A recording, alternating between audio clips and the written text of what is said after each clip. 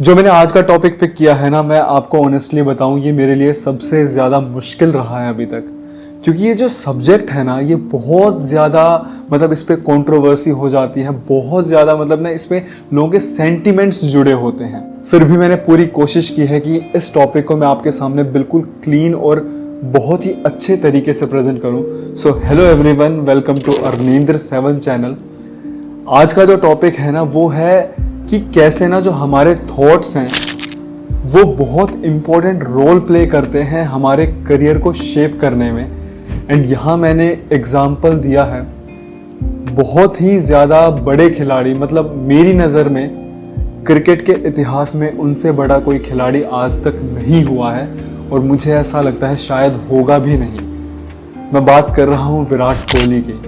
लेकिन मैं ना ये आगे आपको कनेक्ट करूंगा इस टॉपिक के थ्रू कि मेरा कहने का मतलब क्या है। इस टॉपिक को ना मैंने कनेक्ट किया है रिलीजियस एंगल के साथ में, क्योंकि हमें समझने में और ज्यादा आसानी होगी। तो सबसे पहले पार्ट पर बात करते हैं, जो हमारा थॉट प्रोसेस एक बचपन में रहता है। तो मैं आपसे किस्सा शेयर करता हूँ कि हम लोग ना कभी खेलने वेलने जाते थे, तो ये चौराहे वगैरह पे कुछ भी पड़ा होता था तो ना उसको लात मार देते थे। और हमारे में से ना एक दोस्त हुआ करता था, वो बहुत शैतान था, बल्कि ना वो तो उसमें से उठाकर खा भी लेता था। मेरा कहने का मतलब है, जब हम बचपन में होते थे ना, तो हमें डर नहीं होता था किसी भी चीज़ का, और जहाँ डर नहीं होता है ना, वहाँ इंसान खुलकर जीता, उसे किसी भी चीज़ की परवाह नहीं होती है।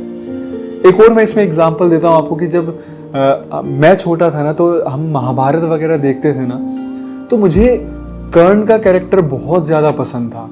तो मुझे ना अंदर से होता था यार बस कर्ण जीत जाए जीत जाए। और कभी स्कूल में जाकर जब हम डिस्कस करते थे ना, अरे यार ऐसा हुआ, लड़ाई हो गई और वो हुआ, तो कोई कहता नहीं यार मेरा तो फेवरेट कैरेक्टर अर्जुन है, अर्जुन ने मार दिया, तो ना अंदर से गुस्सा आने लगता था। मुझे उम्मीद है ये सारी चीज़ें आपके साथ ज़रूर हुई होंगी। अच्छा, आप ना साथ साथ अगर कमेंट्स में भी बताते रहेंगे तो मेरे लिए और ज़्यादा आसानी होगी आगे के टॉपिक्स जब मैं पिक करूँगा समझने के लिए। आपका जो थॉट प्रोसेस है ना, वो इवॉल्व होने लगता है विद टाइम। इसमें मैं आपको सबसे बेस्ट एग्जांपल देता हूं विराट कोहली का। आपने एक बहुत ज्यादा वायरल क्लिप देखी होगी कि विराट कोहली कहते हैं कि पूजा पाठ और मैं। Do I look the पूजा पाठ टाइप्स? और इस टाइम का जो सिनेरियो है कि उनका ना एकदम से मंदिरों में जाने लगे, भगवान में उनका विश्वास हो गया। जो भी ये जगह है, ऋषिकेश हो गया या फिर मथुरा, वृंदावन, वो इन सारी जगहों पे जाने लगे। हाल फिलहाल में वो शिव जी के मंदिर में भी गए, और उन्होंने बताया ये जो सारा का सारा इन्फ्लुएंस रहा है ना उनकी लाइफ में, ये सारा उनकी वाइफ का रहा है। अब आप एक बात समझो कि क्या ऐसा है कि विराट कोहली क्या रन नहीं बन रहे थे और वो एकदम से मंदिर में गए और उनके क्या नाम है रन बनने शुरू हो गए? भगवान ने कहा चलो मैं आपसे खुश हुआ कि आप मंदिर में आए और अब से आपकी सेंचुरी पे सेंचुरी लगना शुरू हो जाएगी। नहीं, हम मंदिर में पता है किस लिए जाते हैं? जो हमारे विचारों की उथल पुथल हो रही है ना, हमारे दिमाग में हजारों थॉट्स चल रहे होते हैं, नेगेटिव होते हैं। जब वैसे हमारा बुरा टाइम चल रहा है तो पॉजिटिव तो क्या ही रहते हैं, नेगेटिव थॉट्स ही रहते हैं मोस्टली, और वो उथल पुथल चल रही है। जब हम किसी ऐसी धार्मिक जगह पर जाते हैं ना, तो हमारे मन को ना शांति मिलती है। मैं आपको एक और एग्जांपल देता हूँ। हाल फिलहाल में मैंने पॉडकास्ट देखा था, बहुत ही फेमस सिंगर हैं हरियाणवी इंडस्ट्री के, फैजल पुरिया।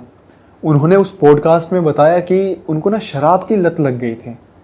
उनको समझ ही नहीं आ रहा कि वो कैसे छोड़ूं मैं। वो छोड़ना चाहते थे पर उन्हें समझ नहीं आ रहा, उन्हें लग रहा कि रिहैब ज्वाइन कर लूं, बस मुझे किसी तरीके से शराब छुड़वा दो।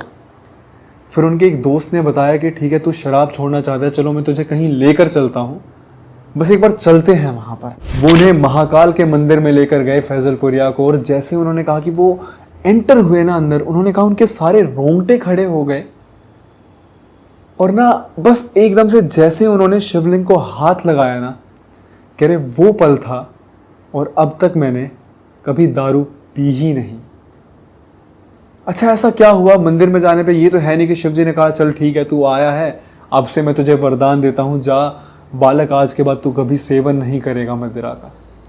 अब इसका मतलब ये नहीं है कि आप मेहनत तो कर नहीं रहे हो और आप मंदिरों में जा रहे हो, हे भगवान मेरे को कुछ दे दे, मेरे को पैसा दे दे, धन दे दे, मैं आगे बढ़ूं करियर में। देखो, मेहनत करना बहुत ज़रूरी होता है। हम किसी भी मंदिर में, और मैं सिर्फ इसका मतलब ये नहीं कह रहा हूँ कि सिर्फ मैं हिंदू धर्म की बात कर रहा हूँ, आप किसी भी धर्म के हो, आप जिस भी भगवान, अल्लाह, गुरुद्वारे, किसी को भी आप मानते हो, आप वहाँ पर जाते हो ना, सिर्फ और सिर्फ आप वहाँ पे एक मन की शांति के लिए जाते हो। एक चीज़ हमेशा याद रखना, लाइफ में आगे बढ़ने के लिए ना, लाइफ में आगे बढ़ने के लिए आपके मन का शांत होना बहुत ज़रूरी है।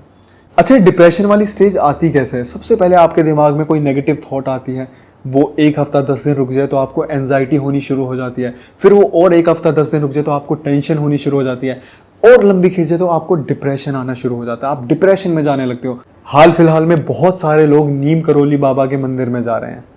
अब इसका मतलब ये नहीं है कि वहां पे हनुमान जी बैठे हैं और आप जा रहे हो और आपने जो मांगा और आपको फल मिल जाएगा। एप्पल के फाउंडर, फेसबुक के फाउंडर विराट कोहली और न जाने कितने सारे, न सिर्फ सेलिब्रिटीज, बहुत बड़े बड़े बिजनेसमैन, बहुत पढ़े लिखे आदमी वहां पर जा रहे हैं। वो लोग बेवकूफ़ नहीं है। जो आजकल कुछ इंटेलेक्चुअल लोग होते हैं ना, वो कह देते हैं कि भाई ये इन पत्थर की मूर्तियों में क्या रखा है, वहाँ पे लोग जाते रहते हैं बेफालतू में, अपना काम करते रहो, भगवान भगवान कुछ नहीं होता। तो एक बात याद रखना, जब आप अपने करियर के सबसे निचले पड़ाव में होते हो ना, सबसे पहले यही बात बोलते हो, हे भगवान बस संभाल लेना, आपको ये चढ़ा दूंगा। जब आपको कुछ नज़र नहीं आता ना, तो आपको सिर्फ और सिर्फ भगवान नज़र आते हैं। तो ऐसा नहीं करना है कि जब आपके पास कुछ नहीं है तभी याद करना है। जब आपके पास सब कुछ भी है तब भी आप भगवान में आस्था रखो।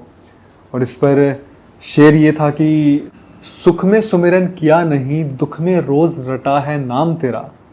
सुख में सुमिरन किया नहीं, दुख में रोज रटा है नाम तेरा।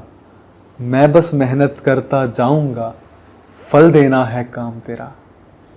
तो यार बस लाइफ में आप मेहनत करते रहो और वो जो ऊपर बैठा है ना, उसमें आप विश्वास रखो। मैं ये नहीं कहता कि आप मंदिरों में मिन्नतें मांगने जाओ। आप मंदिरों में जाओ, जो भी रिलीजियस प्लेसेस हैं आप वहाँ पर जाओ अपनी मन की शांति के लिए। अच्छा, मेरे कहने पे ना आप ये एक्सरसाइज फॉलो करके देना, लिंक मैं डिस्क्रिप्शन में डाल दूंगा।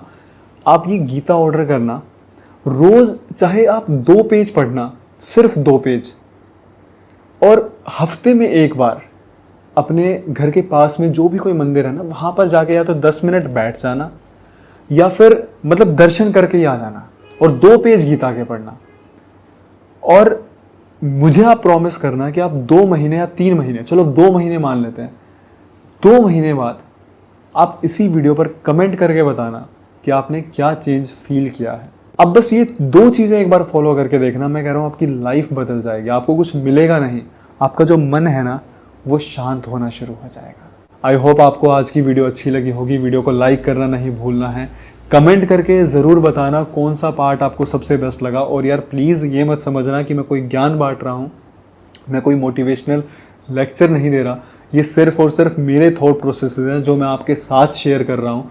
और फिर से मैं वही बात बोलूँगा, अगर मेरी वीडियो से ना, मैं ये कह रहा हूँ कि अगर इस पर 5000 10,000 जितने भी व्यूज़ आते हैं, अगर उसमें से 5-10 लोगों का भी हृदय परिवर्तन हो जाता है या उनके थॉट्स चेंज होने शुरू हो जाते हैं ना, मैं समझूंगा यार मेरा काम हो गया। कमेंट ज़रूर करना कौन सा पार्ट आपको सबसे अच्छा लगा। चैनल को सब्सक्राइब कर लेना। एंड लाइफ में चाहे कितने भी टफ से टफ सिचुएशन क्यों ना आ जाए ना, कभी भी मुस्कुराना मत भूलना। शुक्रिया।